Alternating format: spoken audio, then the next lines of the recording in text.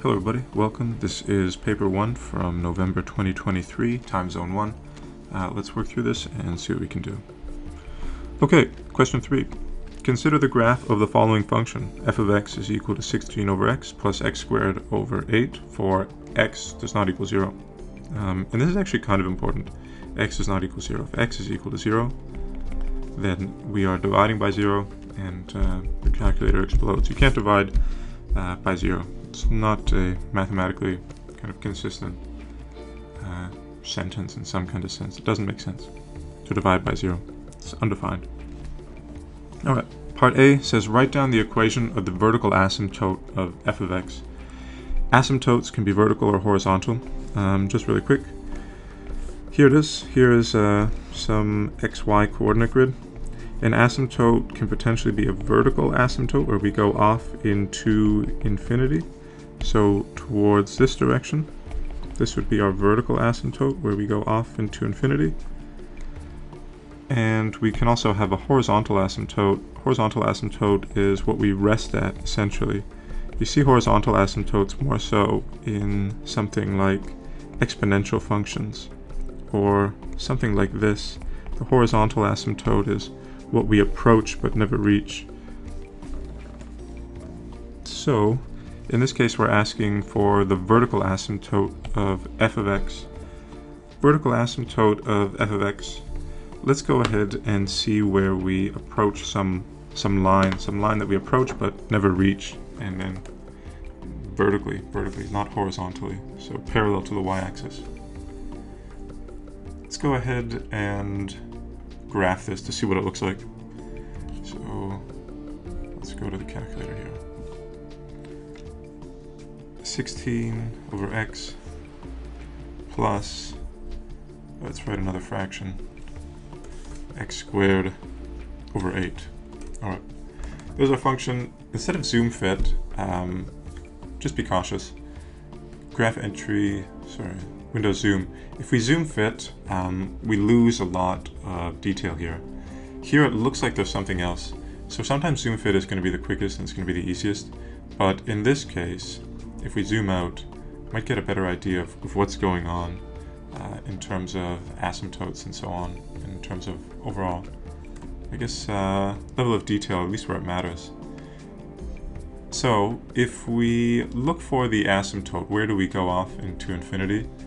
Actually, I should probably retrace that a little. If we do zoom fit, we see that we get a different idea. So where is the asymptote, the vertical asymptote?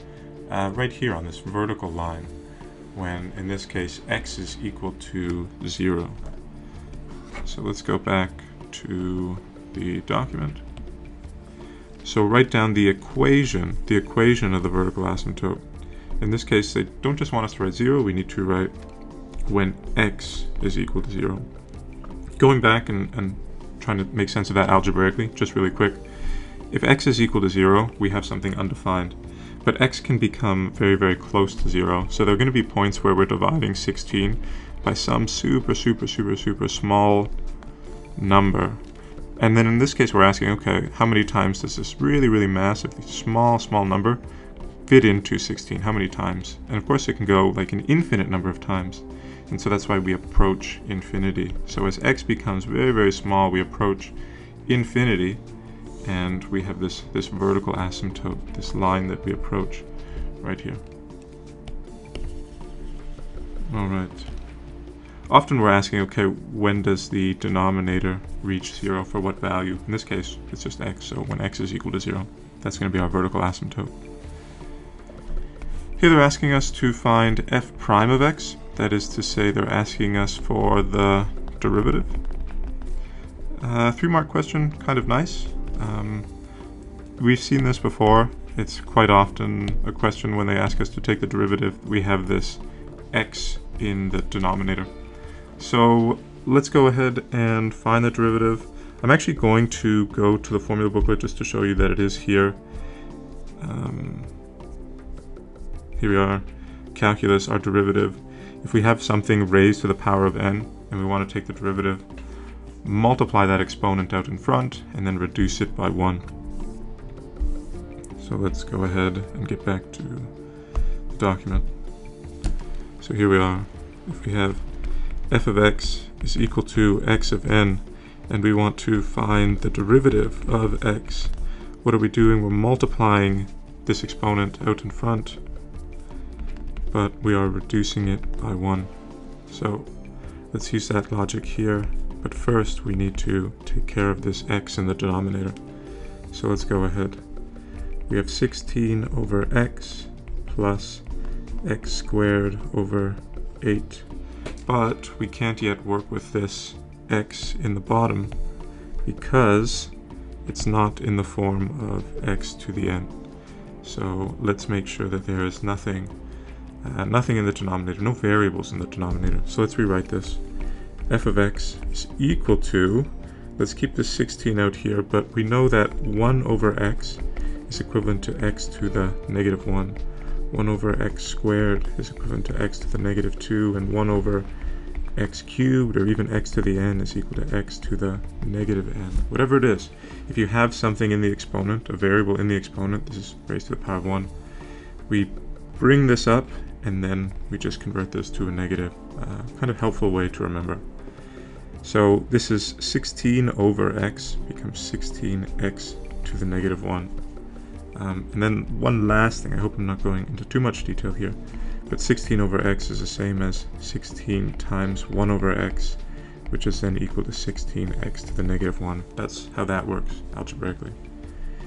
And then we have plus x squared over 8. Okay, now we're ready to take the derivative. So here's our derivative sign. Okay, let's take this negative 1, multiply it out in front. We're going to have negative 16x. It used to be negative 1. Let's subtract 1 from it. Now it's negative 2. Plus, let's do the same thing here. Let's take this 2, multiply it out in front. Let's even go the long way. Now it's going to be 2x. This used to be a 2, take away 1, it's just x to the 1 over 8. And then, if you want, and I'd recommend, I guess, we can simplify this. 2x over 8 is just going to become x over 4. X over 4. 2x over 8, to be honest, I don't think you'd lose a mark for that. Alright, so a lot of these things are potentially procedural, and to be honest, it's a common enough question where we do have an x value in the denominator, where it should be something we're probably comfortable with. Especially when they ask you to take a derivative. So common, they want to test the skill. It's just a very, very common question. Alright, write down the interval in which f of x is increasing. The interval. So the bounds within which this function is increasing, or just simply going up. Let's go back to the calculator screen. So here we are. This was our kind of zoomed in portion, and we see it's going down here, and then it goes all the way down to negative infinity. It goes to positive infinity, and then it goes up. We're not really sure what happens after that, so let's zoom out. Let's go ahead, window zoom, let's zoom out. And we can see it's actually more or less like a quadratic. So window, zoom fit, zoom fit. So after this point, it is increasing.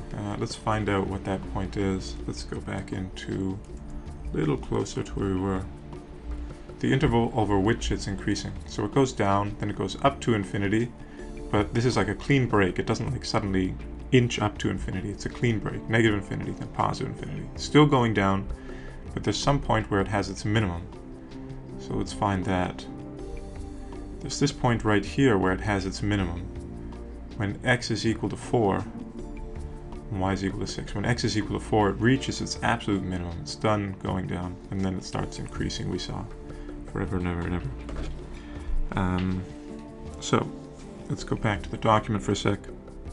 Write down the interval in which f of x is increasing when x is greater than 4. The interval in which f of x is increasing.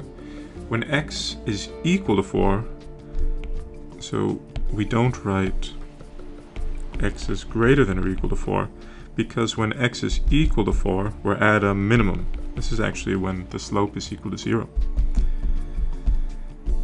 And it's only when x is greater than 4 that we have this increasing.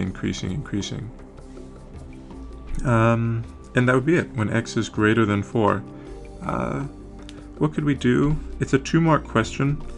To be honest, I've actually seen the mark scheme in this case, and x is greater than 4, I believe, is actually enough. If we wanted to, potentially a sketch just to be sure. Something like this. And then label x is equal to 4, y is equal to 6 as some minimum. But x is greater than 4, the interval in which it's increasing. We're asked for an interval. That's kind of interesting. That means they want us to show inequalities. So when x is greater than 4 or less than infinity, essentially. Let's see what they have in the mark scheme. Here we go. Okay, here we are. When x is greater than 4 or 4 to infinity. Here, if you look on the far right side, it says A1, which means 2 marks just for the correct answer.